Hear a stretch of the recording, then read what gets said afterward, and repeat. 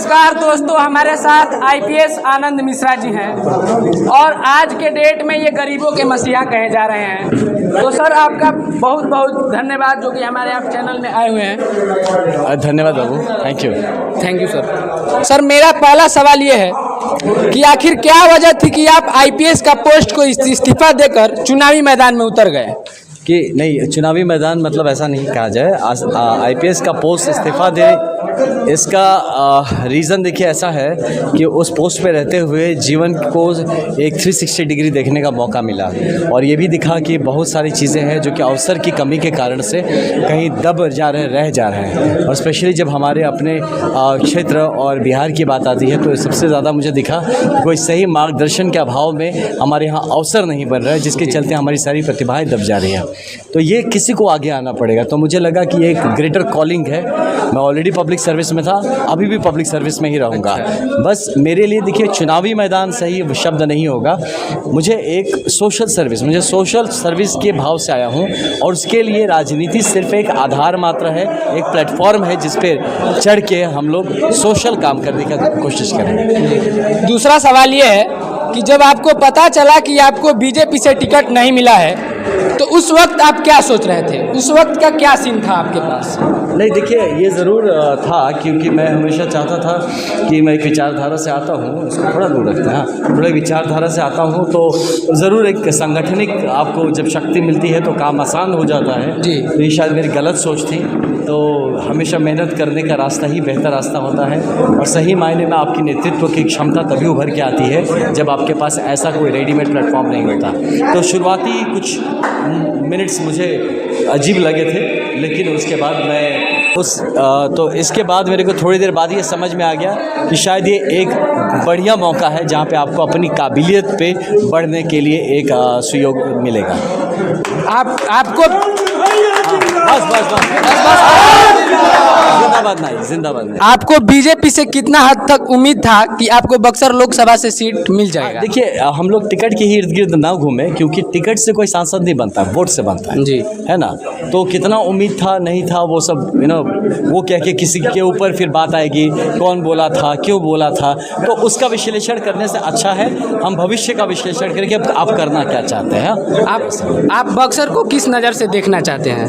यहाँ मेरा घर है, मेरा विकसित मेरा घर है और मैं चाहता हूँ कि मेरा घर जो मेरा क्षेत्र जो है वो एक विकसित क्षेत्र के रूप में रहे, एक जो अपने काबिलियत के हिसाब से उसको अपनी जगह मिले और जो देश विकसित देशों का जो मापदंड है उस पर हमारा बक्सर भी खरा उतरे।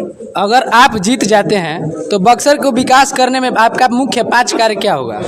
देखिए, अगर नहीं हम लोग जीत रहे हैं पहले तो, हाँ, दूसरा है क्या रहेगा, पहला 5 से ज़्यादा है, मैं ऐड कर दूंगा। पहला जो होगा, हम अच्छा एक सुदृढ़ यहाँ पे कानून व्यवस्था स्थापित करवाने की कोशिश रहेगी पहला, क्योंकि आप जो सिक्योरिटी एनवायरनमेंट बेहतर नहीं होगा तो आप उसमें आगे कुछ नहीं कर सकते, वो नंबर 1 है। सेकंड जिस पे मैं ध्यान देने वाला वो स्वास्थ्य की व्यवस्था पे है। अब डिटेल बताऊंगा तो लंबा चलेगा, किस तरह से आपको बेसिक स्वास्थ्य का लेके और सुपर स्पेशलिटी स्वास्थ्य का किस तरह से हम व्यवस्था करेंगे, इसके लिए है स्वास्थ्य। तीसरा मेरे लिए आएगा शिक्षा का, तो शिक्षा में भी वही प्री प्राइमरी से लेके और हायर एजुकेशन, प्रोफेशनल एजुकेशन, है ना, वोकेशनल ट्रेनिंग, स्किल ट्रेनिंग, हर तरह की ट्रेनिंग्स को इंक्लूड करके शिक्षा के मामले में तीसरा मेरा पदक्षेप रहेगा। चौथा रहेगा रोजगार के मामले में, स्वरोजगार के मामले में, और जो पढ़े लिखे लड़कों को रोजगार नहीं मिलता है तो वो जो एक ब्रिज करना है, या तो आपका कंपटीशन में आप बेहतर कैसे कर सकते हैं, किस तरह से जब राष्ट्रीय अंतर्राष्ट्रीय लेवल पे जो आपके लिए अवसर खुले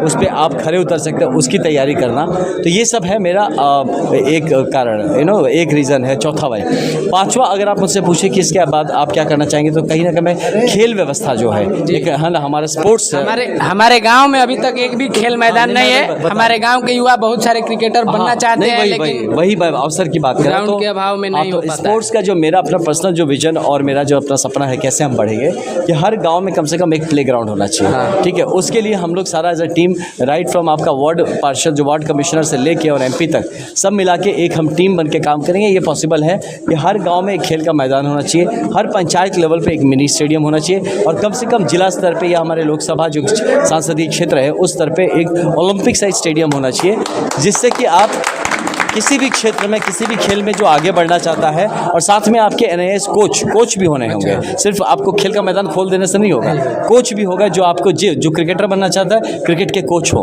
फुटबॉलर बनना चाहता है फुटबॉल के कोच हो, आप बैडमिंटन खेलना चाहते हैं बैडमिंटन के कोच हो, स्विमिंग सीखना चाहते हैं स्विमिंग का कोच हो। तो हर क्षेत्र में जो आप करना चाहते हैं उसके आपके कोच के साथ स्पोर्ट्स फैसिलिटी, एक स्पोर्ट्स का माहौल हम क्रिएट कर देना चाहते हैं इस क्षेत्र में। इसके अलावा ये मेरा 5वां था, और इसके अलावा आप जाएंगे तो हम कला और संस्कृति की जगत में भी 6ठा उसमें काम करना चाहते हैं। हमारे यहाँ के बहुत सारे कला संस्कृति के बहुत सारे ऐसे फॉर्म्स, जैसे चैता ही मान लीजिए, चैता गाते हैं लोग। अब चैता का भी एक, इसको हम कैसे रिफाइन करके एक अंतर्राष्ट्रीय धरातल तक इसको लाया जा सकता है। और ऐसे बहुत फाइन आर्ट्स हैं, मान लीजिए पेंटिंग के आर्ट्स है, जैसे मधुबनी की तरफ देखिए आप। जब भी हमारे बिहार के आर्ट एंड कल्चर की बात करते हैं, ज़्यादा जो है हर जगह, लेकिन पॉपुलर जो है मधुबनी पे पेंटिंग, मधुबनी का उस तरफ की चीज़ें हमारी ज़्यादा पेंटिंग है, हस्तकला हो, चाहे पेंटिंग की बात हो, चाहे और भी लिटरेचर की बात हो।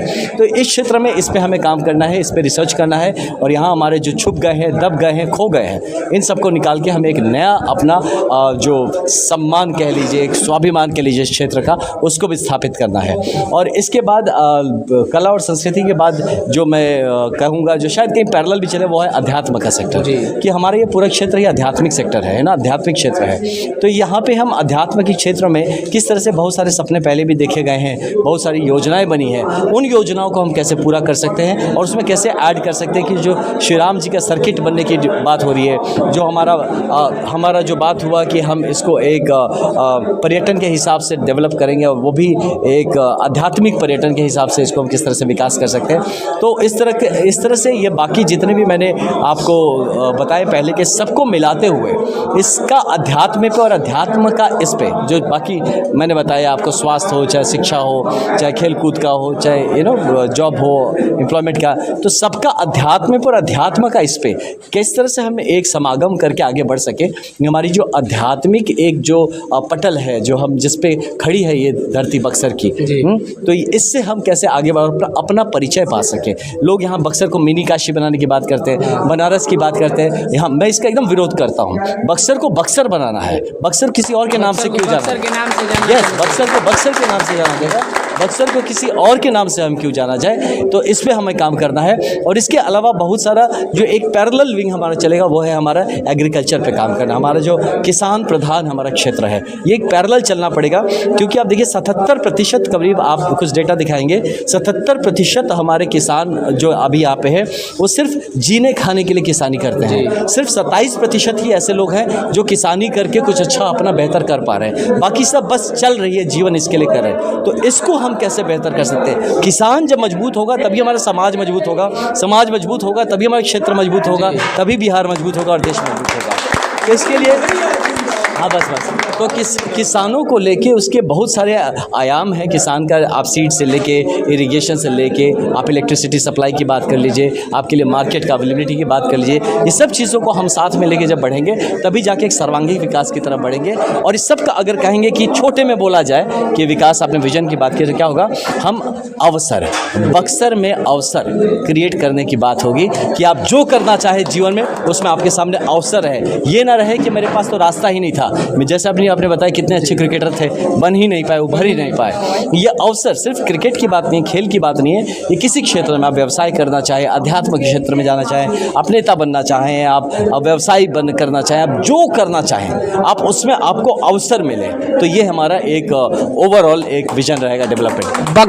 बक्सर के युवाओं को क्या संदेश देना चाहिए? यही कहें बाबू हम कि एक जीवन है श्रेष्ठ जीवन, इस भाव से आगे बढ़ना है।